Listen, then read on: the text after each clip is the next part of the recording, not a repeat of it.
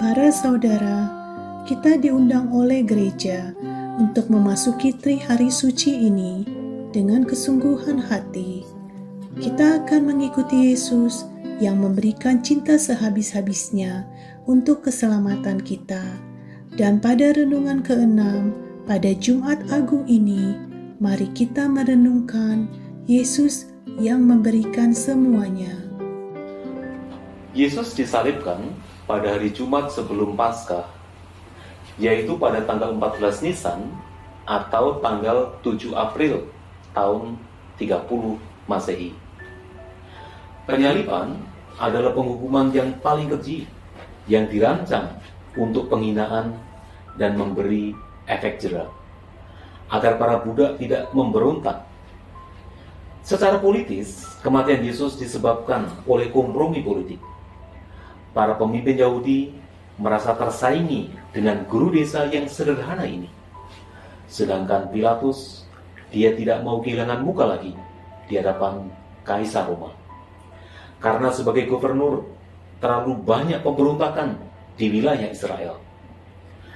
Namun secara rohani, kematian Yesus memang diserahkan oleh Bapa demi keselamatan manusia. Dia tidak sayang menyerahkan putra tunggalnya kepada kekuasaan dosa. Proses kematian Yesus berjalan lama dan menyakitkan. Dari Taman Getsemani, dia tidak makan dan tidak minum. Dan ada 5 penderitaan Yesus yang dikenali umat dalam tradisi. Pertama, di Taman Getsemani, sebagai manusia, dia mengalami ketakutan yang sangat dalam. Hatiku sangat sedih, seperti mau mati rasanya. Tinggallah di sini dan berjaga-jagalah dengan aku. Dia membutuhkan peneguhan, tetapi tidak didapatkan karena para murid tertidur. Kedua, Yesus didera. Yesus diadili di depan Pontius Pilatus, dan Yesus tidak membela diri. Baginya, tugas dari Bapa adalah memberi kesaksian tentang kebenaran. Yesus yang tak berdaya tetap memiliki kesatuan roh dengan Bapanya. Ketiga, dimahkotai duri. Kemudian Yesus direndahkan, dicambuki, dan dihina dengan diberi mahkota duri dan baju ungu, simbol seorang raja. Dan para prajurit menghina dan memukuli kepalanya. Pengalaman yang sangat traumatis. Keempat, Yesus memanggul salib. Derita Yesus menjadi lebih dalam ketika harus memanggul salib yang berat dalam keadaan yang lemah, karena tidak makan dan tidak minum, mengalami penderitaan dan mahkota duri. Pada saat itu Yesus dibantu orang asing bernama Simon.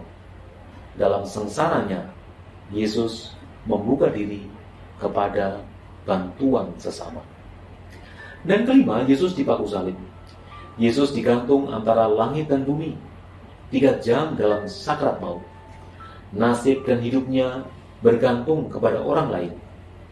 Di atas salib yang telah menunjukkan kepada kita betapa Allah mengasihi manusia. Yesus yang disalib, hancur hati, tidak punya siapa-siapa, ditinggalkan para muridnya, tetapi hatinya tidak menjadi pahit.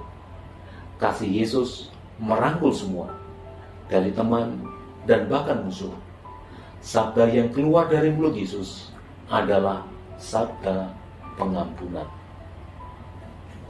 Seorang teman bertanya kepada saya, apakah Yesus putus asa? Yesus saat meregang nyawa bersabda, Allahku, Allahku, mengapa engkau meninggalkan aku? Lukas meredaksinya dengan memperhalus, ke dalam tanganmu kuserahkan nyawaku. Allahku, Allahku, mengapa engkau meninggalkan aku? Adalah kutipan Mazmur 22. Mazmur 22 adalah Mazmur ratapan. Relasi kita kepada Tuhan membutuhkan ekspresi. Mengutip satu bagian berarti mengamini semuanya. Maka seruan Yesus adalah seruan bukan putus asa, tetapi penyerahan diri total kepada Bapaknya. Para saudara, seperti Yesus, kita juga diserahkan. Kita diserahkan kepada keluarga kita, kepada tugas dan tanggung jawab. Beranikah kita meneladani Yesus, memberikan semuanya kepada siapa kita diserahkan?